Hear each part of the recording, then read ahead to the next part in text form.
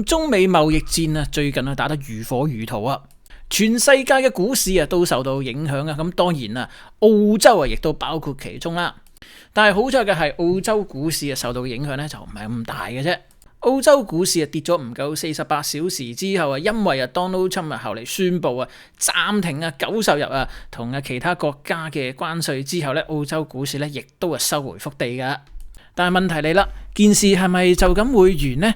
當然唔係啦。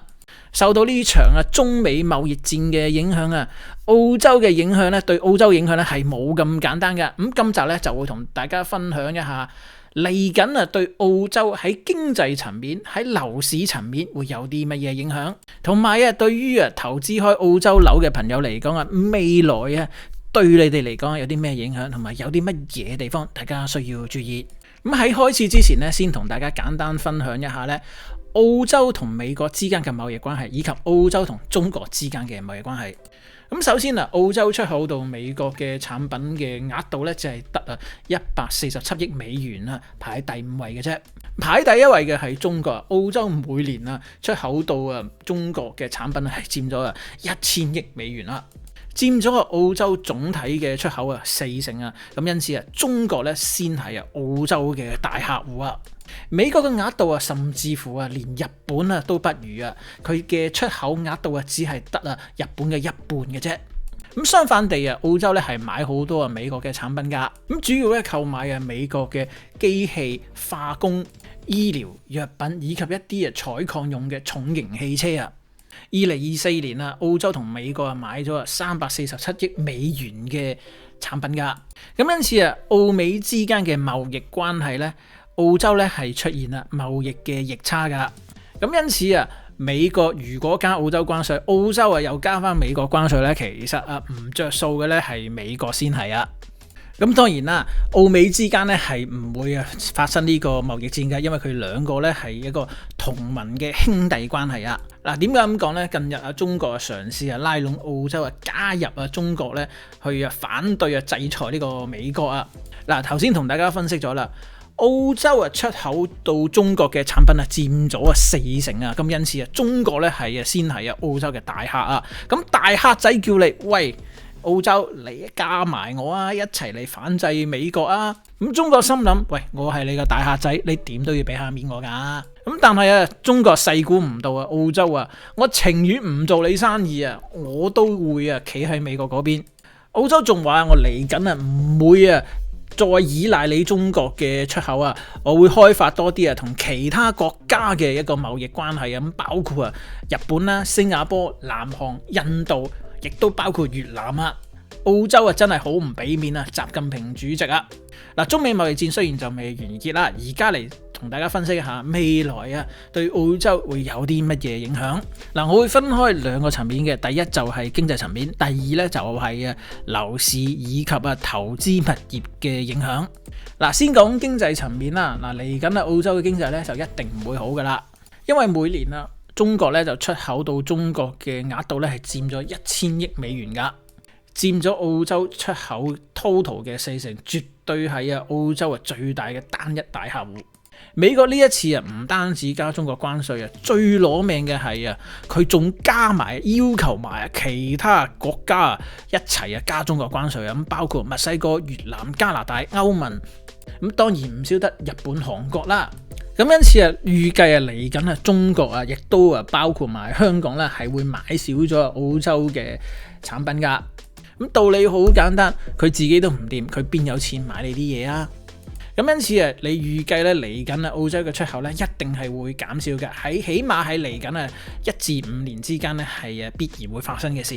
咁當然啦 ，in the long run 咧呢啲啊購買力咧，中國嘅購買力咧係會俾啊呢個日本、韓國、印度啊，甚至乎啊越南啊去吸收噶。咁但係啊呢一樣嘢咧係需要一個過程。咁道理好簡單啊，咁好多啊中國嘅生產線啦，慢慢啊係會移去啊呢啲國家噶。咁當啊呢啲國家佢個經濟啊日漸啊蓬勃嘅時候咧，佢嗰個購買力啊係會啊完全啊取替呢個中國噶。咁但係中間咧係有一個時間差喺度。咁正如Donald Trump 所講啦，咁呢一個咧係個大手術嚟嘅。咁喺呢個手術過程中咧，大家都會忍受呢個痛苦噶。咁不幸地澳洲咧亦都要忍受呢個痛苦噶。咁因此好依賴中國出口嘅州份或者城市啦，大家喺投資方面咧就需要注意啦。嗱，第一個要注意嘅咧就係昆士蘭州嘅 Brisbane 啦。咁相對嚟講Melbourne、墨爾本呢啲一線城市咁由於佢個經濟規模比較大啦，同埋佢嗰個經濟嘅闊度就比較完善啦，因此佢有多元化嘅收入咁因此咧對於呢個中美貿易戰或者咁講啦，中國經濟下滑嘅 impact 個影響咧相對嚟講咧就會細好多啦。咁再加上呢兩個城市咁特別係 Sydney 啦，係集中晒澳洲最有錢嗰啲資本家，佢哋嘅身家咧係非常之豐厚噶。咁因此就算受到呢個貿易戰啦，中國買少咗澳洲嘢啦，佢哋個影響咧相對嚟講咧都係比較細噶。嗱，我舉個例子啦，即係可能佢平時咧就買開啲法拉利、林寶堅尼咁因為而家嗰個經濟差咗少少啦，咁我哋要慳啲啦，我哋就睇下啲賓士、寶馬算啦。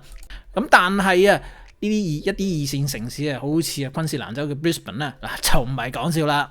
因為佢個經濟咧係相對比較單一啲，一下子中國買少咗嘢咧，哇！佢嗰個影響咧就相對嚟講咧就大好多啦。嗱，最直接嘅就係州政府嘅收入會少咗，佢第一時間肯定就會裁員。民營企業做少少生意亦都係會裁員噶。咁好多人咧因此咧係會失業，或者佢嘅收入咧係會減少。呢個只係州政府層面嘅啫喎。澳洲咧係有分州政府同埋聯邦政府噶，佢哋嘅財政收入咧都有少少唔同嘅。出口少咗，自然聯邦政府嘅收入咧都會收少咗噶。咁會有啲咩影響呢？嗱，澳洲咧其實好多澳洲人咧係攞政府福利噶，咁特別係一啲低收入人士啦，咁佢哋有攞呢啲家庭嘅 benefit 嘅補助噶，亦都有一部分人咧係攞住澳洲政府提供嘅呢個租務上面嘅補貼噶。個重點係呢啲補貼咧係由聯邦政府派發噶。佢嘅收入少咗，自然佢就會諗辦法點樣去削減福利啦。佢可能喺賬面上咧就唔會減少呢個福利，因為澳洲哪怕你個福利咧減每個月就減50蚊澳幣嗰啲人都會衝出條街嗰度去遊行噶。但係佢有其他方法嘅，佢可唔可以透過一啲行政手段，譬如你知道每年都會有通貨膨脹噶，喂，我嗰個派俾你嘅福利，我今年我唔減你，但係我唔加你得唔得啊？或者嚟緊喺審批呢啲新申請嘅福利嘅時候，咁包括呢個 family benefits 啦，以及一啲租金補貼嘅 benefit 嘅時候佢嘅手段會唔會係嚴格咗呢？咁因此如果喺澳洲有投資物業嘅朋友嘅業主嚟講，你快啲睇翻你問你個 agent 攞翻份 rental agreement 嚟睇睇問翻你個 agent 你而家呢個租客有冇攞緊澳洲政府嘅 benefits？ 如果係嘅話你快啲幫自己買翻份保險 landlord insurance， 因為嚟緊佢哋嘅欠租風險咧係越嚟越高噶。唔係講笑，我墨爾本咧都有幫人放租噶。我一見到呢啲攞政府 benefit 嘅租客咧，我一個都唔租。咁當然啦，業主係有權 override 我嘅，我情願辛苦啲開多幾轉揾個有正常收入嘅收入嘅租客咧，都唔租俾呢啲攞政府 benefit 嘅。咁另外大家係投資嘅時候，你要注意翻你所買嗰個區啦。咁過去嗰啲所謂咩升幾多成一年升幾多成嗰啲數據咧就唔好睇啦，因為而家嘅情況咧已經改變。你最緊要睇咩咧？就係你嗰個區嘅人嘅平均收入，以及佢哋係啲乜嘢 background。咁如果你發現你嗰個區咧，你投資嘅區咧係一啲中低收入區咧，咁大家呢部分咧就需要係非常之注意啦。咁所以我哋而家投資嘅新方向咧，都係會集中係一啲中產嘅區。因為點解咧？因為佢哋嗰個收入嘅來源咧就會穩定好多。因為投資其中一樣嘢最緊要就係嗰個租金收入咩？喂！你嗰個租金斷咗嘅話，你成個資金鏈啊都分分鐘啊有可能會斷噶。因為業主啊，除咗啊要供樓俾銀行還本金還利息之外啊，喂，你每年啊仲要啊支付啊嗰啲 council 啊噼里啪啦嘅費用噶嘛。咁因此啊，大家嚟緊投資嘅時候咧，最好啊留意翻啊睇翻一啲啊係一啲中產收入嘅區啊。咁當然啦，城市 wise 嘅話，相對嚟講比較穩陣嘅就係啊墨爾本、Sydney 啊呢啲一線城市啦。原因好簡單，因為佢人口最多，同埋啊佢嗰個資本啊嗰個有錢佬嘅比例咧係啊最高噶。咁再加上佢本身喺呢兩個城市啊，佢哋個經濟啊係比較全面啊，佢哋嘅收入來源咧亦都啊比較多元化。嗱，講到多元化嚟緊啊，係有機會咧出現啊一個呢個人口嘅轉移噶。嗱，但係呢次嘅人口轉移咧，同之前咧係出現呢個相反方向噶。嗱，之前就話澳洲政府係想開發一啲二線、三線城市啦，或者佢所謂嘅叫做偏遠地區啦。咁因此啊，佢就出咗啲政策咧，就係啊，for 一啲新移民咧。嗱，如果你你先去呢啲地方啊定居嘅話咧，你去移民咧係會加分嘅，你係更加容易啊攞到澳洲嘅 PR 噶。咁因此喺過去嘅幾年咧，澳洲政府係批咗好多啊呢啲咁嘅 visa 咧啊，俾呢啲人咧喺呢啲所謂嘅偏地區嗰度定居噶。但係問題嚟啦，當啊中國經濟下滑嗱，咁佢哋啊特別係一啲好靠啊好依賴咧出口到中國嘅一啲二三線城市啦，咁會發生咩情況呢？就係一旦啊中國嘅經濟下滑啦，佢好多啊或者一部分嘅公司啊佢嘅收入會減少啦，咁無可避免啊就會出現呢個裁員或者減少啊當地嘅工作機會噶啦。咁呢一班啊已經攞到 PR 嘅人咧，當啊佢啊失去工作或者係個收入減少嘅時候咧，就會出現啊移居啊人口回流啊去翻啊呢啲一線城市，咁包括墨爾本啊、Sydney啊呢啲地方咧，重新啊喺呢啲一線城市啦去揾工作，哪怕咧嗰個人工啊低啲啊，或者啊係個待遇差少少咧，嗱佢哋都唔介意啊，因為好簡單啫嘛，你留喺啊呢啲二三線城市，你都冇嘢做嘅啦，你手停口停，咁不如啊我去呢啲Sydney啊墨爾本嗰度啊移居過去打工仲好啦。同埋啊，另一方面啊，呢啲一線城市啊，佢哋嗰個配套咁，包括啊呢個學校啦、醫療啦相關嘅配套咧，係會係好好多噶。咁所以啊，嚟緊係你 expect 咧，澳洲嘅一線城市佢嘅人口咧係仍然係會保持一個穩定嘅增長噶。咁相反地，二三線城市都係嗰句，特別係好依賴啊出口到中國嘅一啲城市咧，佢有機會咧係會出現呢個人口減少噶。嗱，房地產咧 is all about demand and supply。當佢個人口出現減少嘅時候，即係話乜嘢呢？佢嘅需求係會減少。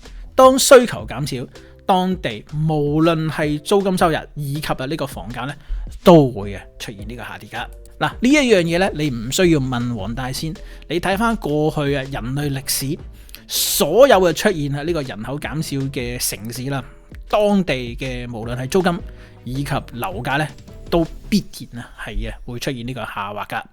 咁所以啊嚟緊啊，大家喺投資上面嘅方向咧，就需要作出一定嘅調整啦。咁另外啊，你睇到美國啊、英國咧，亦都跟隨噶啦，而家開始咧就驅趕啊呢個中國留學生。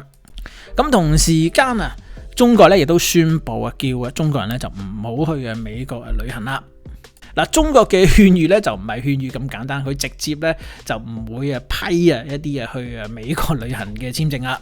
個重點係澳洲咧係啊美國嘅兄弟啊，亦都係呢個五眼聯盟嘅成員之一啊。